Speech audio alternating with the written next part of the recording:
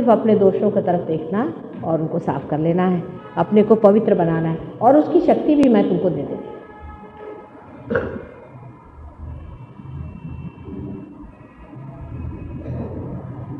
अब थोड़ा कुंडलिनी के बारे में बताती हूँ, और उसके बाद में आप लोग थोड़ा सवाल पूछना, और उसके बाद पार हो जाओ। ये मेन चीज़ है कि वाइब्रेशन हमेशा चलते रहना चाहिए। अगर वाइब्रेशन नहीं चले तो संतोष नहीं करने का, कोई ना कोई दोष हमारे अंदर आ गया है, कोई कहाँ गया, कोई कहाँ गया, कोई कहाँ चिपक गया, कोई कैसे मिल गया, बारीक सारी चीज़ें पकड़ जाती है आदमी। लेकिन इसका एक इलाज मैंने ज़रूर देखा है कि आदमी का चित्त अपने ऊपर न रहते हुए अगर दूसरे सहयोगियों के प्रति रहे कि मैं इसको कैसे पार करूं, उसको कैसे पार करूं, मैं इस तरह से इनको ये करूं, तो बड़ा आश्चर्य होता है कि उस वक्त में परमात्मा की शक्ति बड़े ज़ोरों में दौड़ने लगती। ये एक बात ज़रूर है, इसकी यही सीक्रेट है। किसी आदमी को प्रोग्रेस करना है तो वो अपना हाथ बढ़ा करके चलो भाई तुमको पार करा दो। जो आदमी अपने ही बैठे हैं, भाई मेरा फलाना है, मेरा इधर पकड़ा, मेरा इधर पकड़ा, उनका नहीं होने वाला, वो खास काम नहीं कर सकते। जो आदमी हाथ अपना बढ़ा के दूसरों को उठाएगा, संवारेगा, उसके लिए होएगा। अभी देखो जीवन में भी ऐसा ही है, हमारा हृदय है कितना महत्वपूर्ण है, क्योंकि सारे शरीर में उसकी शक्ति दौड़ती। अभी एक सेल है, ये नाखून है, इसको अपन काट के फेंक देते क्योंकि यहाँ तक ही यहाँ तक बैठा हुआ है, ये खत्म हो जाता है। और वो हृदय के जो सेल्स हैं उसको बड़ा प्रिजर्व किया जाता है, क्योंकि उसकी शक्ति से सारी ही अपनी सारी ही जिसको कहते हैं रुधिराभिसरण होता है, सारा सर्कुलेशन चलता है। उसी प्रकार आप क्या चीज़ है वो परमात्मा देखता है। ये नहीं कि आप मिनिस्टर हैं कि क्या है, पर आप सहयोग में कितने कार्यान्वित हैं, वो क्यों और कैसे, वो आपको जब विशुद्धि चक्र बताऊंगी तब समझ में आएगा। अब मैं ज़रा शॉर्ट में सब बता रही हूँ, क्योंकि ज़्यादा बताने में क्या है, कितने चक्र हैं आप जानते हैं, इसका कोई बहुत जल्दी नहीं हो सकता काम। आता कुणी इकडे म्हणजे जरा दाखवायला वगैरे। तो कल तो पहले चक्र पे ही बताया, क्योंकि बड़ा महत्वपूर्ण चक्र है इसलिए मैंने बताया, जो कि मूलाधार चक्र है। इसको मूलाधार चक्र कहना चाहिए। और कुंडलिनी जो है वो मूलाधार में, दोनों का अंतर समझ लो कि कुंडलिनी जो है वो मूलाधार में, और गणेश जी जो है वो मूलाधार चक्र में है, क्योंकि मूलाधार चक्र से सेक्स चलता है। इसका मतलब सेक्स का और कुंडलिनी का संबंध नहीं बनता। कुंडलिनी जो उठती है वो सेक्स के पॉइंट से ऊपर उठती है, ये पॉइंट समझ गए। तो वो नीचे में है ना, मूलाधार चक्र जो है वो नीचे में है, कुंडलिनी ऊपर है। तो गणेश जी को जब खबर आती है कि हाँ आ गई माँ, वो पहचानता है ना मेरे को, तो वैसे ही वो अपने कुंडलिनी को बता देता है कि भाई हाँ वो आ गए, एकदम खड़ी हो जाती कुंडलिनी। अब गणेश जी का एक कार्य सेक्स में थोड़ा सा पार्ट है उसका, लेकिन जब तुम लोग मेरे सामने हाथ करके बैठते हो तो छोटे बच्चे हो जाते हो, फिर वो सवाल ही नहीं उठने वाला, हो ही नहीं सकता, क्योंकि गणेश जी का चित्त तो इधर जाता है कि कुंडलिनी को इन्फॉर्म करने का है। वो भावना आ ही नहीं सकती। मतलब कोई राक्षसी हो तो पता नहीं, पर तो भी राक्षसों को भी नहीं आती। उस वक्त सब बच्चे बन जाते, अबोधिता आ जाती, इनोसेंस आ जाता है। जब इंग्लैंड जैसे और अमेरिका जैसे देशों में भी होता है तो फिर तुम लोग की क्या करें, तुम लोग तो अपनी माँ को पहचानते हो ना। तो पहला चक्र है मूलाधार चक्र, और उसके ऊपर उसको मूलाधार कहते हैं, उसको कोई कोई कुल कुंडा भी कहते हैं। कुल कुंड, कुल आप जानते हैं ना, अपना कुल क्या है, उसका कुंड, आपके कुल का कुंड वो होता है। माने कुल माने आपने अभी तक जितने भी जन्म लिए, अनेक अनेक जन्म लिए, वो सारे उस कुंड में स्थित होते हैं जो कुंडलिनी यहाँ बैठी हुई।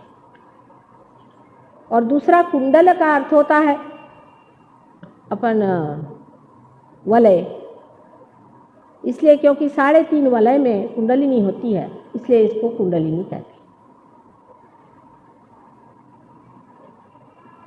अभी जब उठती है तो सबकी सब पूरी नहीं उठती है, ये अनेक धागों से बनी है, समझ लीजिए, लपेटी हुई अनेक धागों से बनी है, इस तरह की होती है।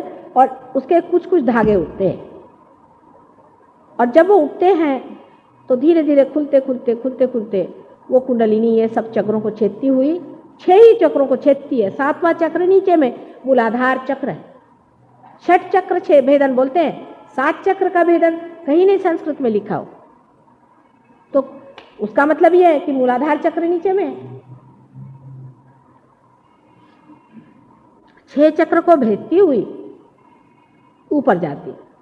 अब कोई चक्र में समझ लीजिए रुकावट है, आपको मैंने वहाँ जो लोग आए थे पहले दिन उनको बताया था कि उससे ऊपर चक्र स्वादिष्ठान चक्र माना जाता है, पर स्वादिष्ठान चक्र तो घूमते रहता है, कभी नीचे होता है, कभी ऊपर होता है, कभी साइड में होता है।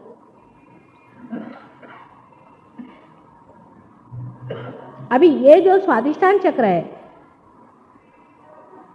इसमें कुंडलिनी जब घुसती है, अगर स्वादिष्ठान चक्र में खराबी हो, माने आपका फिजिकल साइड में तो आप सोचिए लीवर बाइलिज,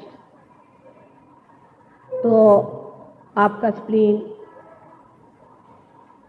ऊपर का हिस्सा लीवर का खास करके स्प्लीन हो गया, और ये पैनक्रियास हो गया, किडनी और यूट्रस भी, ये सब इससे सप्लाई होता है। और आपका ब्रेन में भी इससे जो मेद होता है, फैट होता है, उसको कन्वर्ट करके, उसको बदल के उस फैट को ब्रेन के लायक बनाते, ब्रेन सेल्स बना देते। वो बदल करके ब्रेन सेल्स बन जाते हैं मस्तिष्क में, मगज में। तो ये भी एक कार्य इसका होता है। आप समझ लीजिए आप बहुत सोचने वाले प्लानिंग वाले आदमी हैं, तो पहले कुंडलिनी पे यहीं पे रुकावट हो गई, पहली स्वादिष्ठान चक्र काम से गया। अब इसमें 2 साइड है, राइट एंड लेफ्ट। राइट में तो फिजिकल साइड हो गई और लेफ्ट में इमोशनल हो गई। अब इमोशनल में कौन सी, मतलब ये क्रिएटिविटी का चक्र है। अगर आप आर्टिस्ट है, म्यूजिशियन है, आपने बहुत म्यूजिक का ये किया है, तो भी आपने इस चक्र को बहुत एग्जॉस्ट कर दिया, उसको बहुत इस्तेमाल कर दिया, उसका उपयोग कर दिया, तो भी उसमें फिर कुंडलिनी जाके ज़रा रुक जाएगी, उधर सप्लाई करेगी। लेफ्ट साइड में क्या होता है? अब राइट साइड में तो यह है कि आपने इस्तेमाल किया, ये किया, वो किया। लेफ्ट साइड में समझ लीजिए आप किसी स्पिरिचुअलिस्ट के यहाँ गए, साइकोलॉजिस्ट के यहाँ गए, ये भी क्रिएटिविटी है माइंड की, अनधिकार चेष्टा है। किसी साइकोलॉजिस्ट को अधिकार नहीं है कि आपके मन से खेले, कोई अधिकार नहीं। या आप किसी हिप्नोटिस्ट के पास गए और ऐसे गलत गलत लोगों के पास जा कर के उन्होंने आपके मन में हिप्नोसिस किया या कोई ऐसी चीज़ करी है, तो उसका लेफ्ट स्वादिष्ठान पकड़ता है। जितने भी साइकोलॉजिस्ट मैंने देखा उन सब के लेफ्ट स्वादिष्ठान पकड़ता है, क्योंकि वो मन से, साइकी का खेल है ना, साइकी को इस्तेमाल करते हैं अपनी क्रिएटिविटी के लिए। जो बॉडी को इस्तेमाल करते हैं क्रिएटिविटी के लिए, उनका राइट साइड पकड़ता है। जो अपने मन को या इमोशंस को या भावना को इस्तेमाल करते हैं, उनका लेफ्ट साइड पकड़ता है। एक जनरल बात बता रही हूँ, बारीक बारीक तुम्हारे समझ में आ जाएगा। अभी ऊपर आए नाभि चक्र में, नाभि के चारों तरफ में ये आपका, जिसको भवसागर में कहते हैं, ये बना हुआ है पेट, धर्म पेट में होता है। माने आप इंसान हैं, ये आपका धर्म है। जानवर है, उसके दुम होती है। इंसान है, उसके कुछ गुण होते हैं, उसका सस्टेनेंस माने उसकी धारणा शक्ति, इस पे धारित। आप मनुष्य हैं कि राक्षस हैं, कि मनुष्य के रूप में आप जानवर हैं कि भूत हैं। आप दिखने को तो मनुष्य ही दिखा दे रहे हैं, लेकिन होंगे क्या, भूत ही हो। तो उसकी धारणा शक्ति होती है वो 10 होनी चाहिए। इसकी अगर 10 धारणा शक्ति नहीं होगी तो वो मनुष्य से च्युत हो जाता है। माने जैसे पागल खाने के लोग होते हैं, भूत जैसे चलते हैं, दिखने को तो मनुष्य दिखते हैं, पर आप गए तो आपकी खोपड़ी पकड़ लेंगे। आपके समझ में नहीं आया कि भाई क्या बात हुई, हम आए और हमको पकड़ के लिया इससे। शराबी आदमी भी अपने धर्म से च्युत होता है। कोई आदमी शराबी इधर से आए तो उधर से भागो, उससे आर्ग्यूमेंट क्या करोगे?